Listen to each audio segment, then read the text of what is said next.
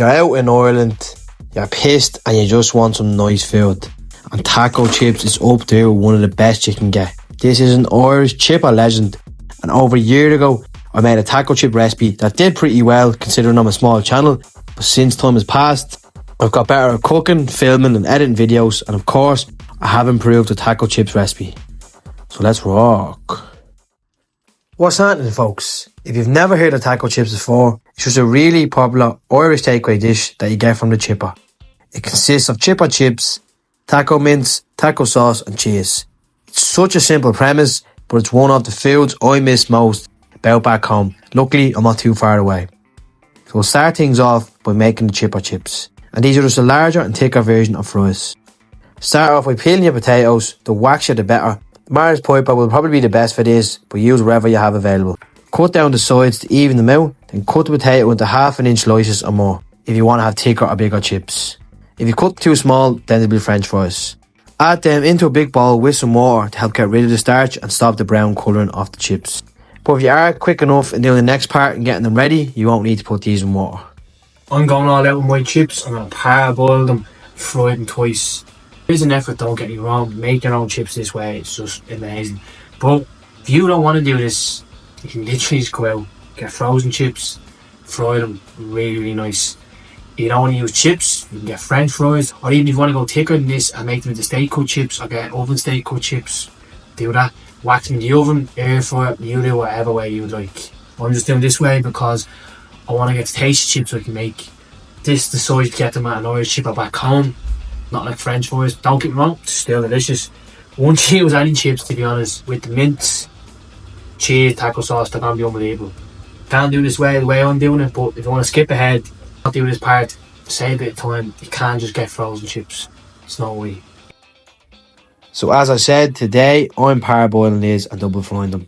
So season the boiling water with 2 teaspoons of distilled white vinegar, 2 teaspoons of baking soda and a good amount of salt.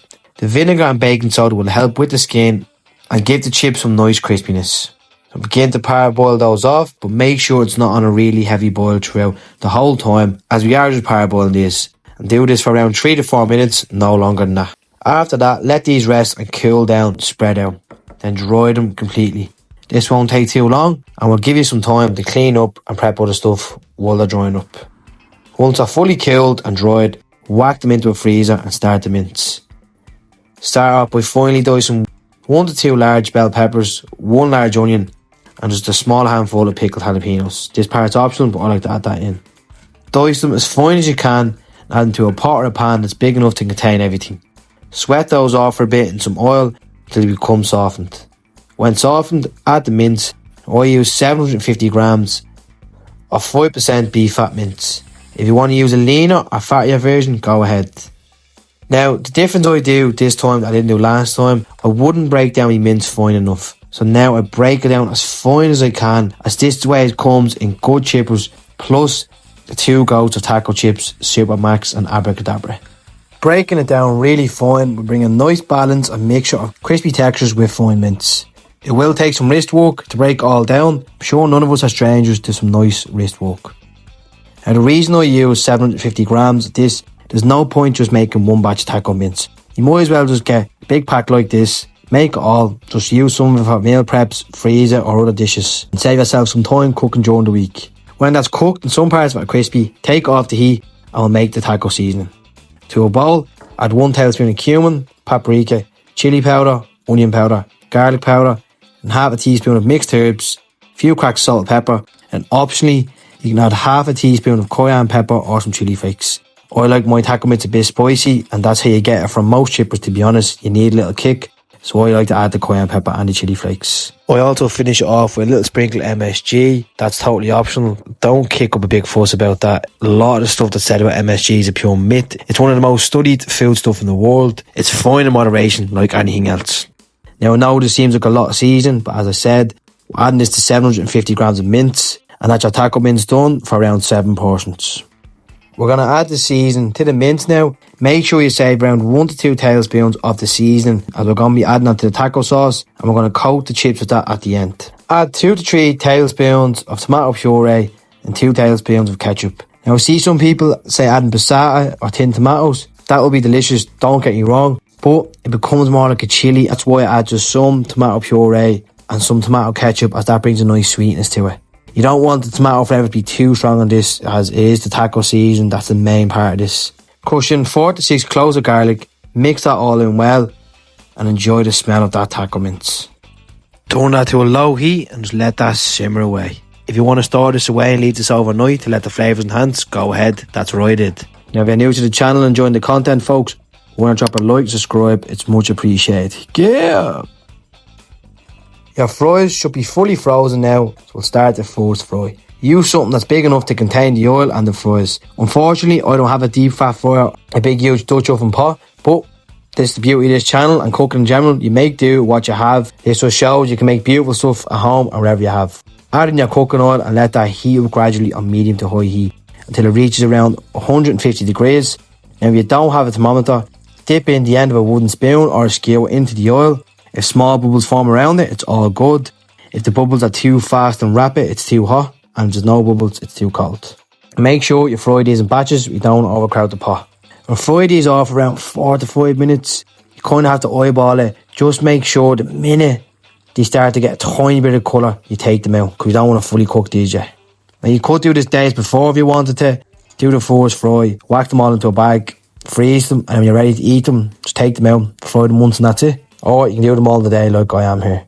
And while those fries are draining off, quickly make the taco sauce by adding 2 tablespoons of ketchup, 1 tablespoon of that vinegar from the pickled jalapenos, 1 tablespoon of that taco seasoning, then at least 8 tablespoons of full fat mayo.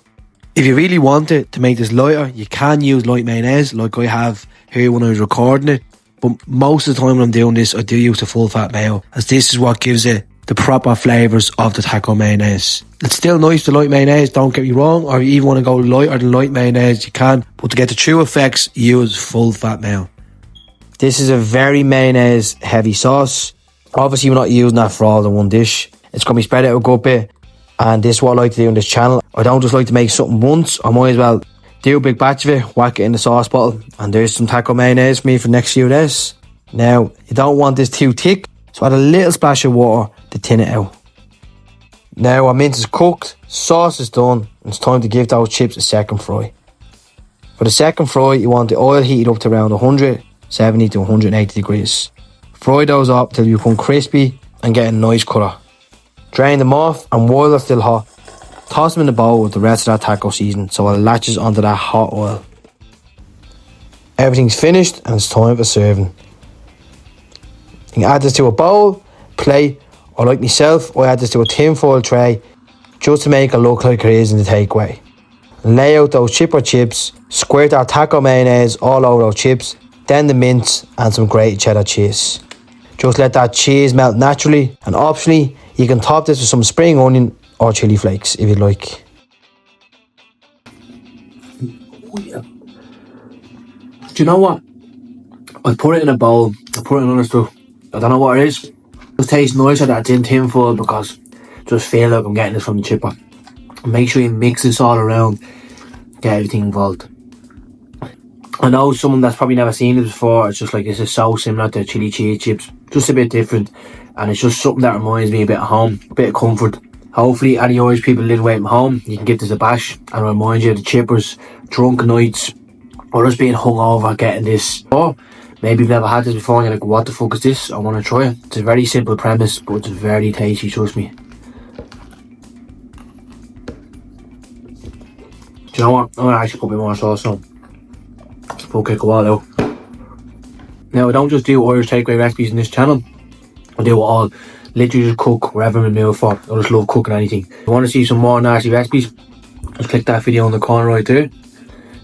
And yeah, I suppose that's that, innit? Oh, don't forget to stay nasty, folks. Gear up.